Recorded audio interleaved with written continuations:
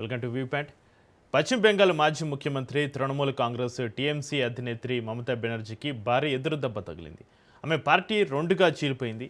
58 మంది రెబెల్ ఎమ్మెల్యేలు వేరు కుంపటి పెట్టుకున్నారు.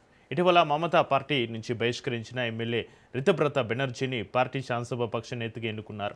ప్రతిపక్ష నేతగా రితబ్రత నియమితులయ్యారు. తిరుగుబాటు వర్గాన్ని పార్టీ శాసనసభ పక్షంగా గుర్తించాలని తాము చేసిన విజ్ఞప్తిని స్పీకర్ ఆమోదించారని రితబ్రత మీడియాకు వెల్లడించారు. టీఎంసీకి చెందిన 58 మందితోటి పాటు మరో 2 తమకు మద్దతు ఇస్తున్నారన్నారు. ఆయనకు అధికారులు ప్రతిపక్ష నేత చాంబర్ తాళాలను అప్పగించారు.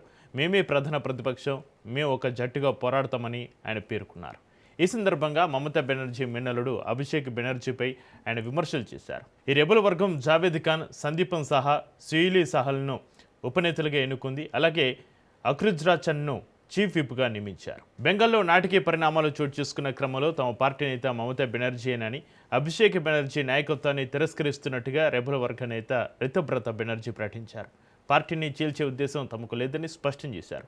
అభిషేక్ బెనర్జీ తీసుకునే నిర్ణయంతో తమ లెజిస్లేటివ్ పార్టీకి సంబంధం లేదని రెబల్ వర్గం స్పష్టం చేసింది. అసెంబ్లీలో విపక్ష నేతగా శోవందే చట్టోపాధ్యాయను నియమిస్తున్నట్టుగా స్పీకర్కు అభిషేక్ బెనర్జీ లేఖ రాసిన క్రమంలో ఆయన ఈ ప్రకటన చేశారు. కాగా ఆ లేఖపై తాము సంతకం చేయలేదని, అవి ఫోర్జరీవని ఎమ్మెల్యేలు సందీపన్ సహా రితబ్రత బెనర్జీలు అంతకుముందు ప్రకటించారు. దీంతో పార్టీకి వ్యతిరేకంగా వ్యవహరిస్తున్నారన్న ఆరోపణలపైన సందీపన్ సహా రితబ్రత బెనర్జీలను మమతా బెనర్జీ పార్టీ నుంచి బహిష్కరించారు.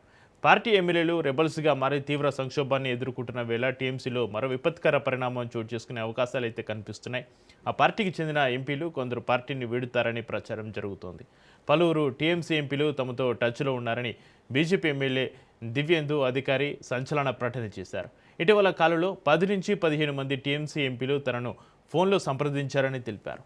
త్వరలోనే టీఎంసీ పార్టీ కుప్పకూలనుందని జోస్యం చెప్పారు.